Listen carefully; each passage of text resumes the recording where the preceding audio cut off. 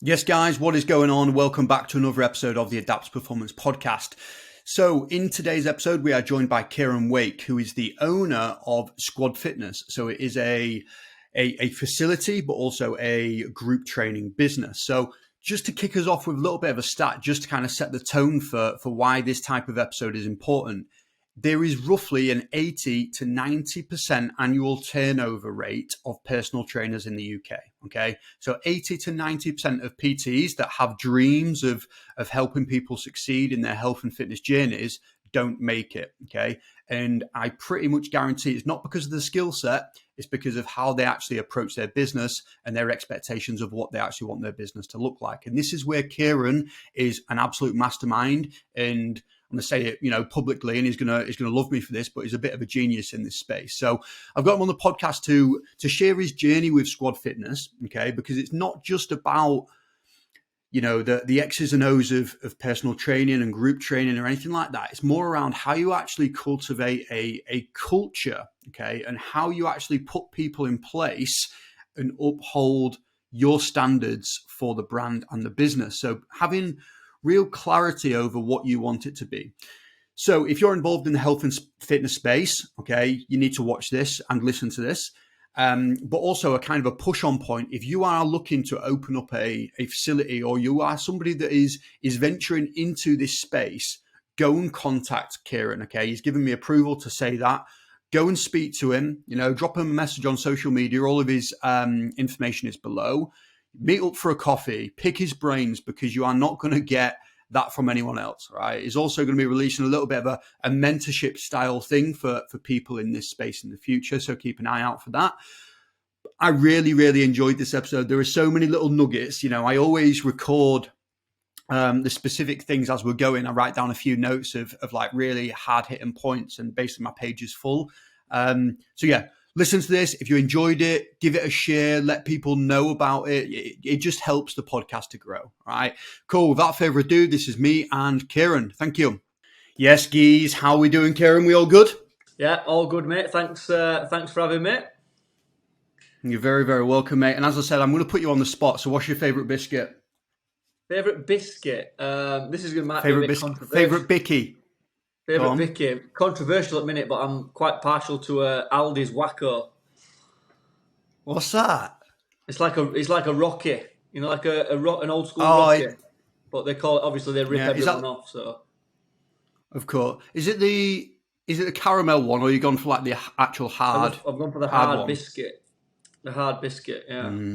Yeah. That is controversial. We were having this chat the other day, and I don't know if this is actually realistic for everybody, but I consider Jammy Dodgers a posh person biscuit, because we never had them in school, because they used to cost like £2 for a sleeve, and you'd only get like 3 or 4. That's how it looked to me. So we were a rich tea family, which is obviously pretty shit.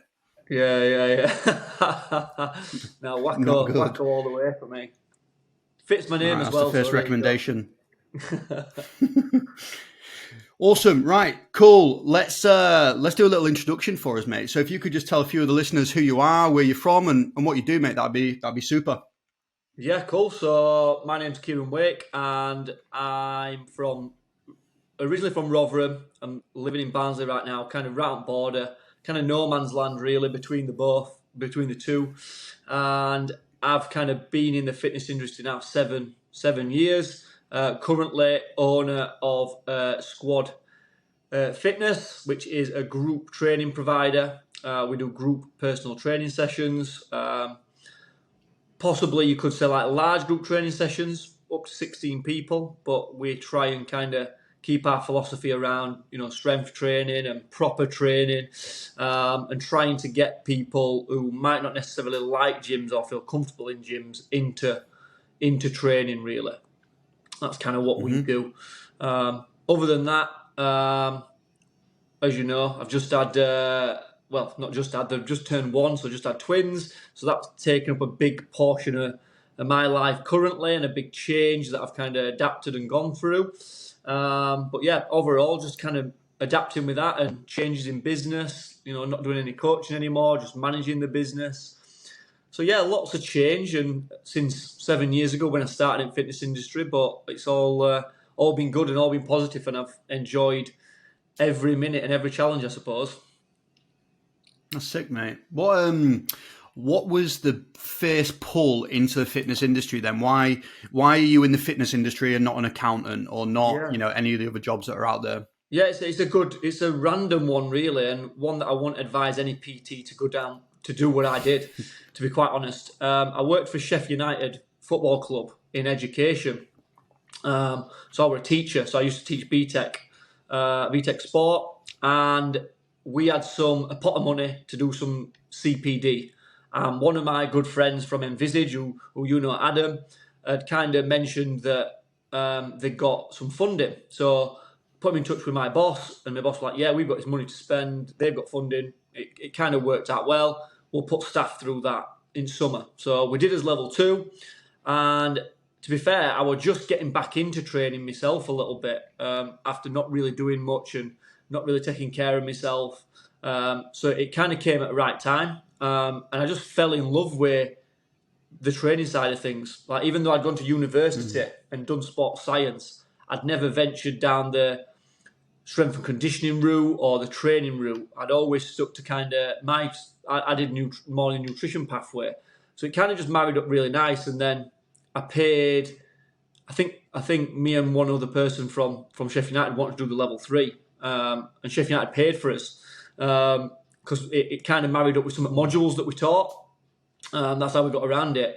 And I did the level 3 and just said to the 2 tutors, like, I've really loved the course. It's been brilliant.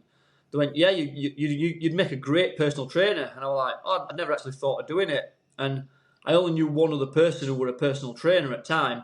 And she was someone who I went to college with, who I'm still really good friends with, who's still got a really successful business. And I went for a meeting with her, a coffee, and she was like, yeah, do it. Come and work at my gym, which was Lifestyle Fitness at the time in Barnsley, which had a really good reputation for being a good gym and looked after the PTs. And stupidly, I just went to Sheffield United and said, I know you've paid for me these courses, but I'm just going to quit my job and be a personal trainer. And it was just a bit of a crazy off-the-cuff decision, but I just felt I was really enjoying my training. I was really immersed myself in personal training. So I went and shadowed kind of Crystal a few times, my friend, and went in the gym and just got a good feel for it. And kind of she sold it like you can be your own boss. And at time I was kind of getting a bit fed up with education. And it just came as a bit of a mad moment, really, where am I going to be a teacher for the rest of my life? Just kind of going through this cycle of being stressed out, ready for September and meeting all these deadlines and kind of, I love the teaching side of it with the students, absolutely loved it. But the stuff bullshit that went on behind with like dealing with the colleges and dealing with the funding and filling out loads of spreadsheets that were just irrelevant just drove me mad. I just want to teach. I just want to teach these kids.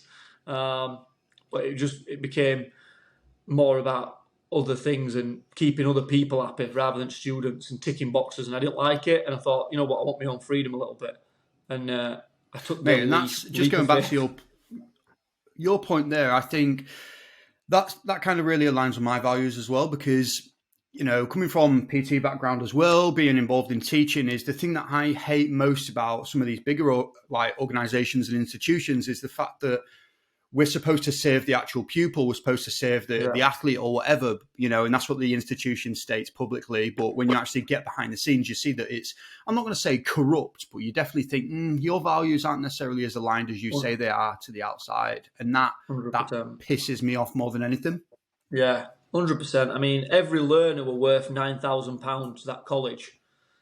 So, you'd get students on your courses who didn't quite meet the 5C grades that they needed back then. And they'd be like, no, get them on anyway, because they're just thinking about the money. So you'd end up with a student on your course who's not really right and really struggling. And you're giving them as much support as you can. And then you've got someone breathing down your neck saying, why are you not getting them passed? And it's like, well, he only got 3 C's at GCSE. Do you know what I mean? He's doing his best. And they're really putting pressure on that student, and I never liked that. And it just weren't really about it. Weren't just student focused. A lot of people put these values and core values of our college and core values of what we believe in, and then you look at it and it's just you see straight through it, and it's like it's just words on a page, really. Well, I heard a saying the other day, and I think this it sat with me quite well. And it's values are not values until they're actually tested. Until that point, they are just verbal preferences. And I think Yeah, that yeah. sums it up. Love It's that. like, it's probably more of a preference, we want Yeah, the yeah, students yeah. to do a good job and we want them to have the best experience. But the thing that always interrupts that is money and budget cuts Yeah, and staffing, and yeah. everybody's facing the same battles, to be honest with you, mate. So it's not like I could Yeah, do yeah, yeah. better. I couldn't run a college any better. No, no. I'm just more of an armchair fan. I'm Yeah, an yeah, yeah, armchair definitely. fan. So getting into, I guess, squad fitness then, mate. So how did that begin for you? So you did your PT qual. How have you got this? I'm going to say it. I'm going to put it out there, like a really sick training facility and a really well-running, successful group training business. How did it start, and where are you currently at with it at the moment? Yeah, so it kind of started. I started in the commercial gym, um, and 6 months into that, I was full as a one-to-one PT. After having an initial mental breakdown that I had no clients and that I had a mortgage to pay, I got pretty busy, and urgency kind of tends to do that to you.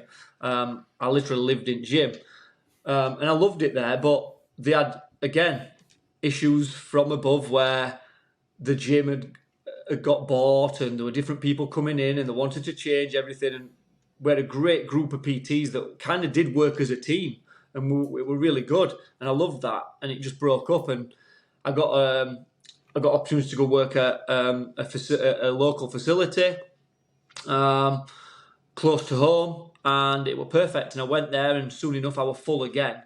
But the same problem with a problem that I see with personal training is that a lot of people wanted to come to me for sessions, but didn't want to train in a normal gym because they couldn't train at our little facility. It were only open for personal training sessions. So they were paying a premium price to train twice a week and, they weren't really getting where they wanted to be. So I started putting on like boot camp sessions, which were like outdoor at my local cricket club. I did them in community halls. I did them down at our unit, which were pretty messy and pretty unstructured and just as you expect, 16 people in 500 square foot of space. It was pretty mental.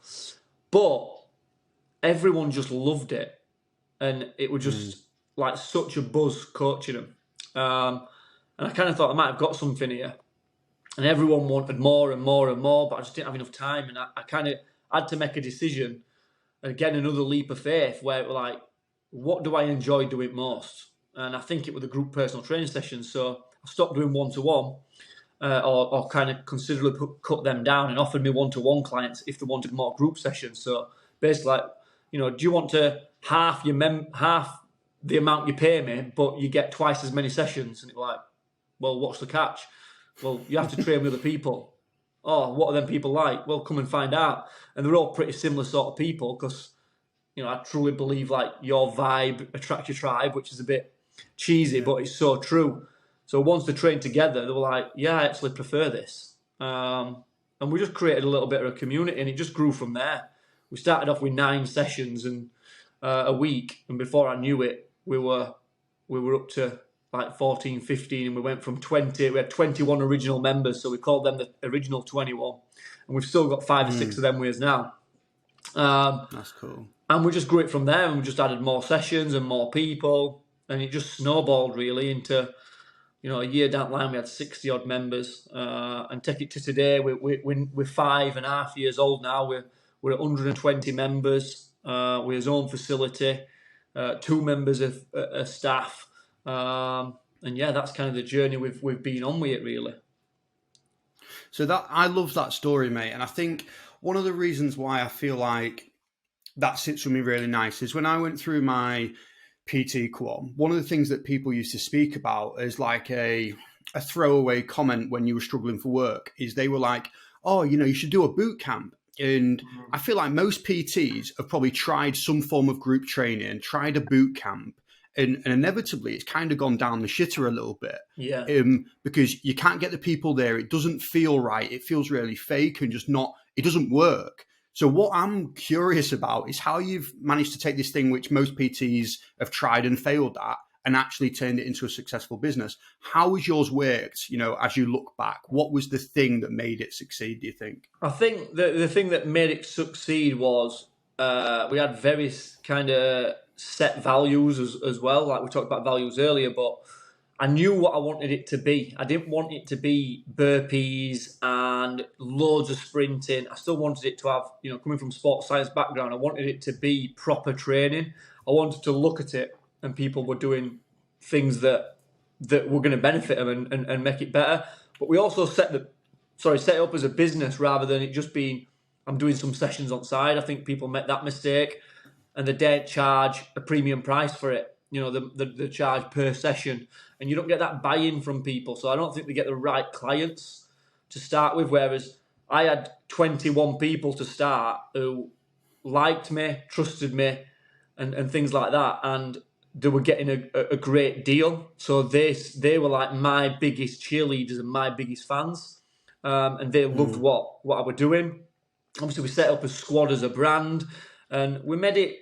We just kind of made it as a little bit of his own little culture. It was different to other things that you saw. It was very. We did things together. We spent a lot of Saturday nights together where we were out socialising together. And I kind of wanted to. One of the first things I ever wrote down was make it people's third place, and I'd kind of stole that from Starbucks where it were like, you've got work, you've got home, but then squad's going to be the third place, and it became that because a lot of us early members were training 4 times a week, and wanting more sessions. And can you add more sessions on a Saturday? Can you do sessions on a Sunday? Can you do, and it just kind of snowballed into that. But I was very clear on like the mission that I wanted to achieve, which was delivering high quality training.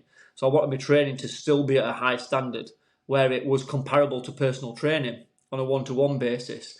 But I wanted it to be fun. I wanted it to be enjoyable. And I didn't want to just stand there counting reps. I wanted to have a chat with people before sessions and have people stay behind. And I wanted people to get to know each other. And kind of one thing that I love to see, and I still love to see it, is when we walk in our gym and you've got a 24-year-old male, 2 50-year-old women, a bloke in his 40s who loves football, and they're all just sat talking about something random.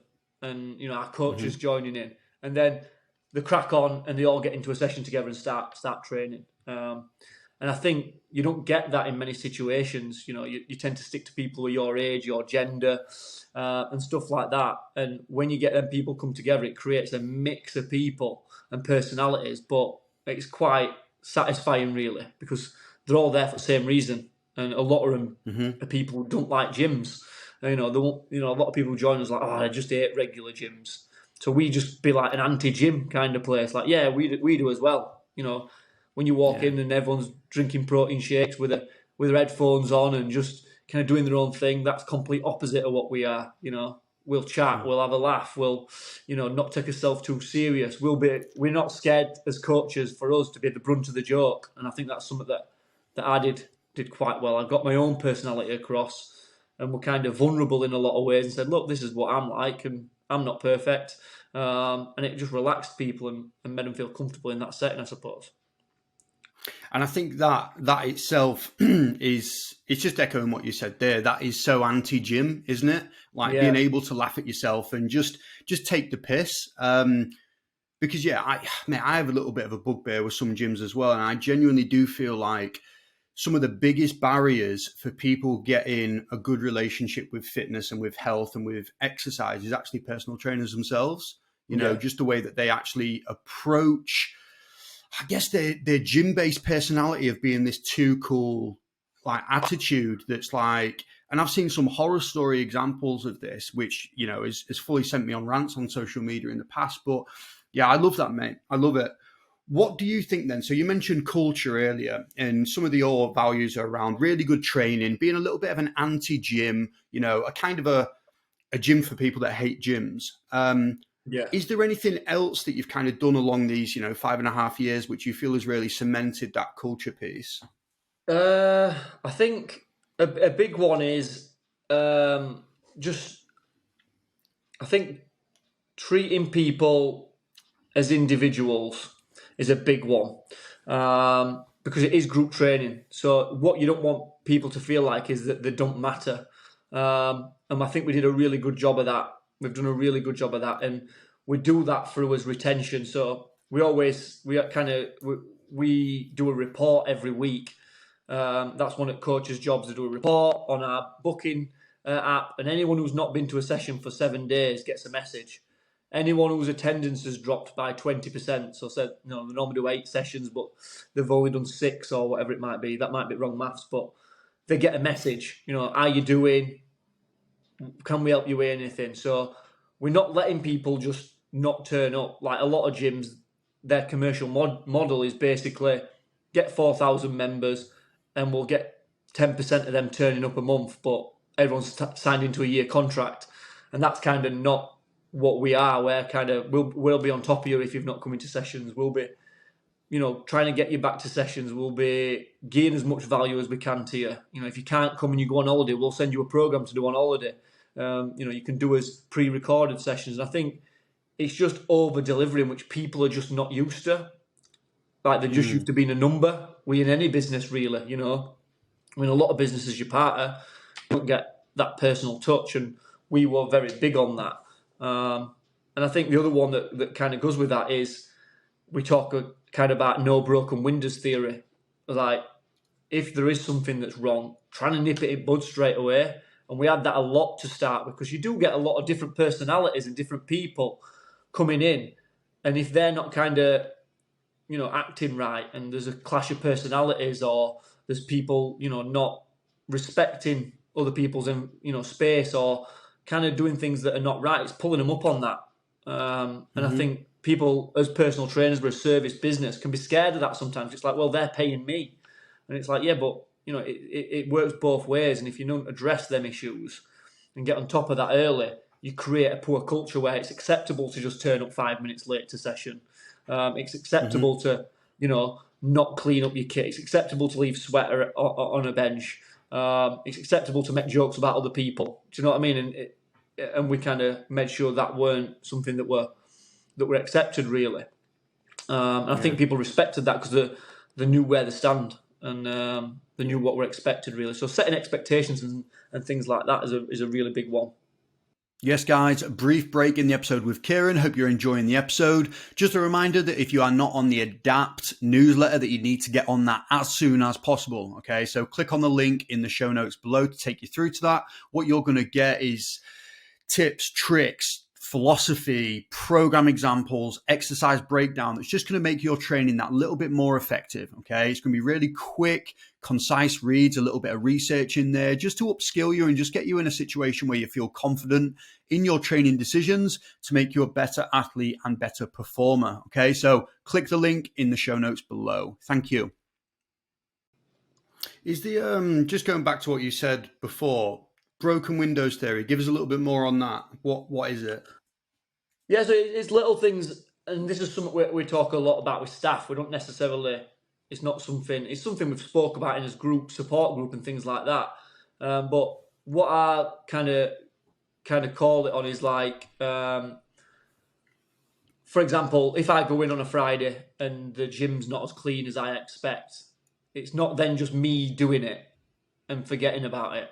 It's the message to lads, "Hi guys, can we just make sure that we're following the cleaning rota, and can we just make sure that this is our we've got a standard operation procedure that's called how to keep the gym clean as fuck." That's basically what it's called, and it's literally a step-by-step play on how the gym needs to look at all times.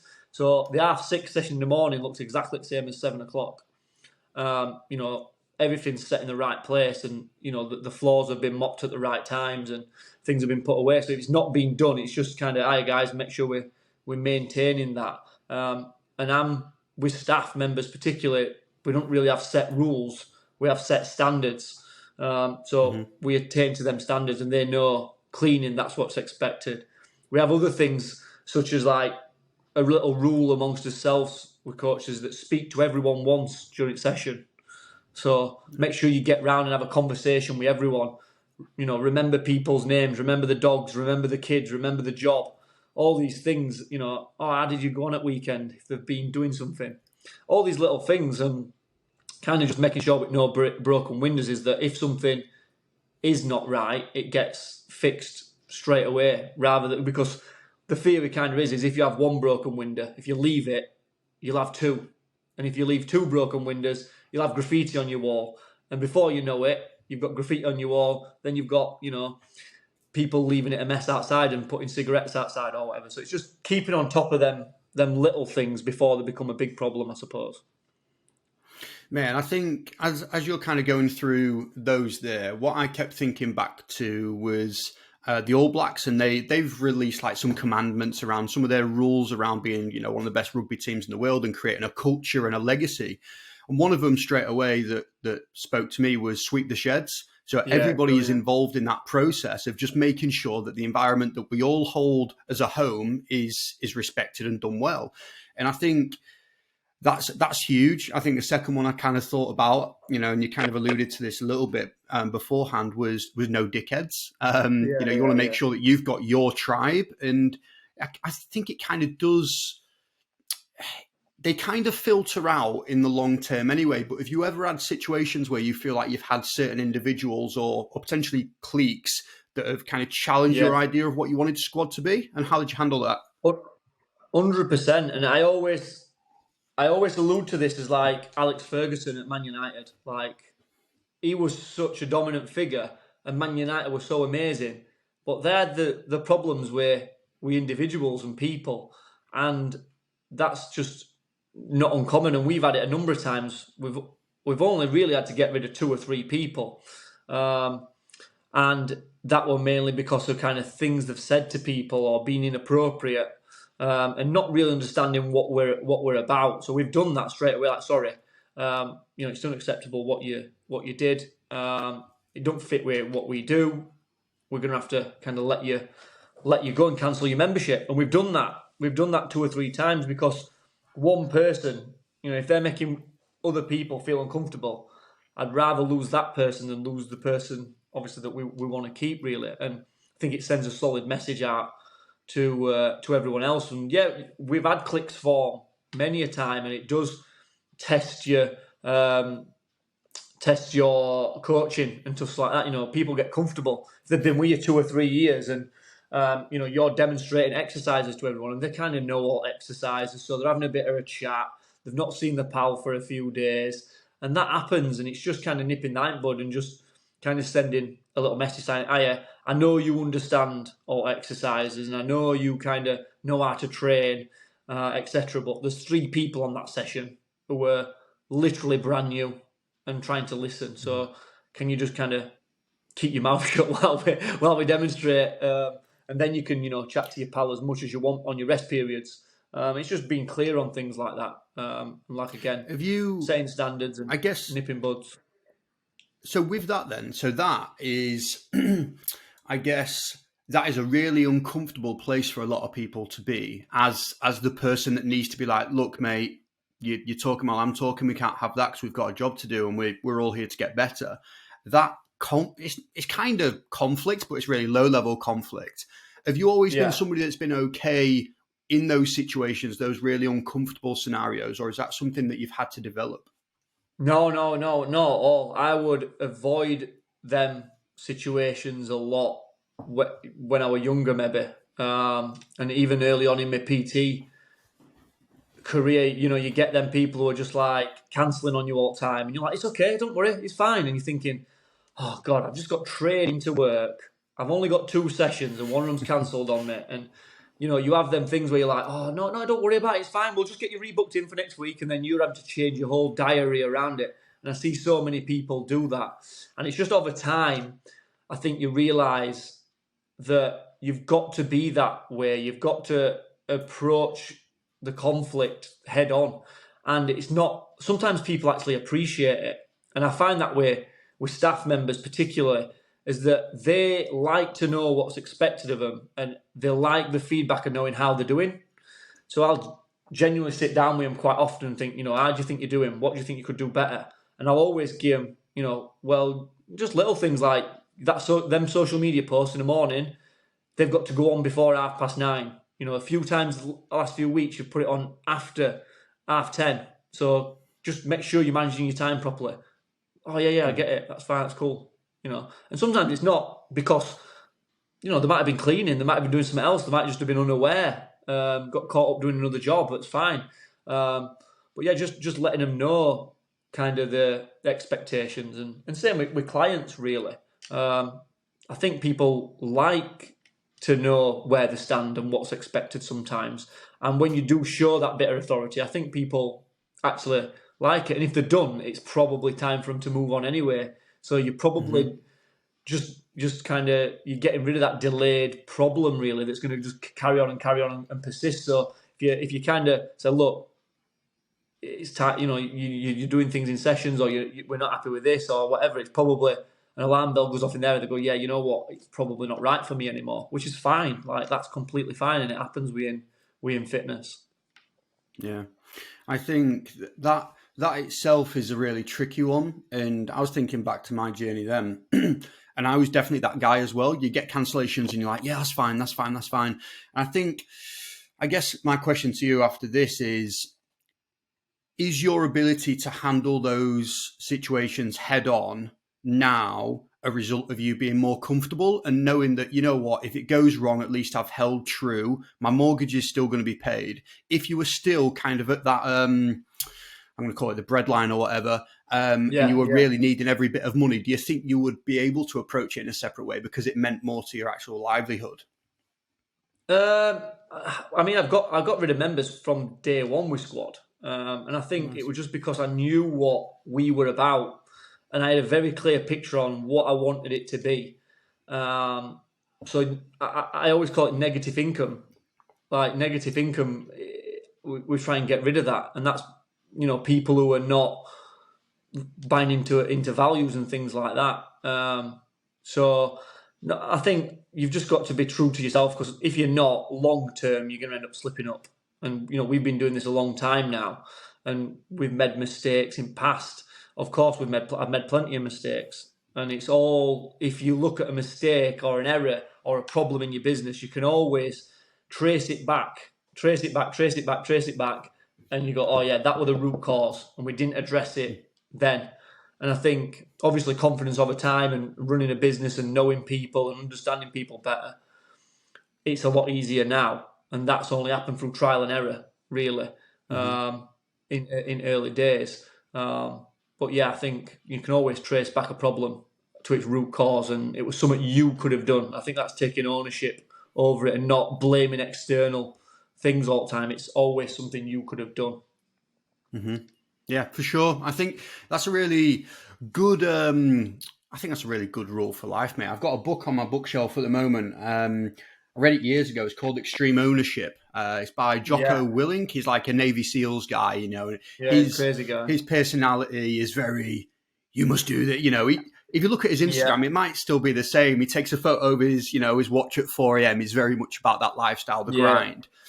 But in that, he basically just outlines, look, you are exactly where you are meant to be. If you're not where you want to be, change it. That's on you. Yeah. And I obviously there are circumstances in your life that you don't always have control over, but I do think that just swallowing the pill of being like, this is on me, I think that's super important. And I think that's kind of what you just said there, is like, this is your business, this is your culture, and you're in control of how it actually runs. Yeah. Definite. Sure. Yeah, that's 100% right. And that's a big thing, like leading by example as well. Not expecting people to not do the things that you're not willing to do. And another big one with staff is understanding that, this is one that I learned early on, is it's your business, not theirs. So don't expect them to treat it and love it as much as you do. It's you're never going to replicate yourself. And that's hard sometimes as a business owner to understand. But you won't want to replicate yourself. You need some difference. You need people who have got different skills. And ultimately that then leads to having the right people in the right seats. And that's really important for staff as well. And making sure that people are doing the right tasks and they're being the self, and you're not trying to mold them into you. Because that can lead to, obviously, a bit of fakeness, and people can see through it a little bit. Mm-hmm. Mate, absolute gold there, absolute gold. And that leads me on to my last kind of point that I want to speak through. So you're at this point now where you grew Squad, okay? You grew it. You were the guy. You were the man on the ground that people, realistically probably came came for at the start. You know, your personality, vibe, the way you were coaching and getting results. You've now taken a little bit of a, you know, correct me if I'm wrong, a little bit more of a leadership role, a little bit more management, where you don't coach as often. You know, you might do the odd thing. How have you found that transition away from it being your baby that you hold close to your heart to now handing off responsibility to people you probably trust? But how has that process been for you? Has it been smooth? Has there been little things that you've learned along the way? Yeah, it's not been smooth, to be fair. It's been. I think we've handled it really well from a business point of view, but from a personal point of view, and I never saw myself stopping coaching. I always thought that'd be what I thought. I'd always be a coach, and I'd always coach squad sessions. But then there came a point where I just felt it's kind of a humbling experience, really, where you think, you know what, I'm not the best coach for this business anymore. And that's simply because I'm turning up to sessions and I'm thinking about the business. So I'm thinking, Susan's over there. She's only been twice this month. I need to go speak to her and make sure she's okay. I'm not actually thinking about the session that I'm about to deliver. I'm not thinking about the exercises, the demonstrations. I'm not thinking about the rest periods that people need to have, the ability of people. I'm thinking about the business. So I'm thinking, Susan's going to, you know, is she going to possibly cancel? Do I need to have a word with her? I'm thinking, God, is that muck over there on the carpet? Or, you know, I'm thinking all these things. I'm thinking of everything except the coaching. So I will be coming. I was more bothered. I was more like talking to people all session instead of coaching, because I was more bothered about the people rather than the session. And I kind of felt that way myself. And when I brought new coaches in, people were like, wow, what a session. And I'd be like, a lot of the old clients were probably fed up at the same voice, and, you know, I'd probably got a little bit stale in that respect. So once I'd realised that, that helped. But yeah, it is like giving up your baby. You know, I remember the first time I brought a new coach in to coach some sessions. It were on a cricket field, and I stood about 20 metres away just watching like a weirdo. And I bet my members felt really uncomfortable, and I know that coach felt really uncomfortable as well, because he actually said, like, are you just going to do that every session? And I'm like, no, I'm just making sure everything's all right, you know, just in case you need me. And I remember leaving a coach, Tom, who's still with me now, in charge of an evening session on his own for the first time. And I was just constantly checking my phone, like, between sessions, everything okay? And he's like, yeah, I'm just tidying up between sessions. Okay. And I'd messaged members saying, how was his session? What were it like? And they were probably thinking, what's up with this guy? So it is hard. Whereas now I kind of track the numbers, track the feedback of the clients, track the feedback of the coaches, and just have a really hands-off approach with regarding kind of sessions. You know, I don't even plan sessions. I look over at planning. We go through planning and stuff like that, but I trust my coaches and give them full trust in planning and delivering sessions. You know, the feedback that we always get from people is how amazing as coaches are. And that's just giving them a little bit of freedom to be themselves and coach sessions, but within our boundaries of what we expect and what squad is. Because, you know, I've had it before where we've had coaches who are kind of delivering their own sessions. It's not a squad session anymore. So we've got clear systems on what a squad session is and how it needs to be delivered. And, you know, I've had coaches in past who have kind of made it all their own thing. And it's kind of what I always am very clear on is I don't want it to be, this is Kieran's session, this is Tom's session, this is Keenan's session. I don't want that. It's a squad session delivered by that coach. And again, that's just through being very honest with coaches and setting expectations, really. And yeah, I suppose that's how it is. But from a personal point of view, it has been difficult. But I think going back to having the right people in the right seats, if I'm managing sales, marketing, as numbers, all those other things that are important and driving business forward, that's the best seat for me to be in. I've tried it other way where I've had people in charge of sales and as marketing, and it's not gone well because they don't love the business like I do, and it don't matter to them. Like, I did a sales call last night at 8:45. That were the only time the women were available. Like, I'll do that any day a week. I don't care. I'll do it at 3 o'clock in the morning if they're going to sign up and join. Yeah.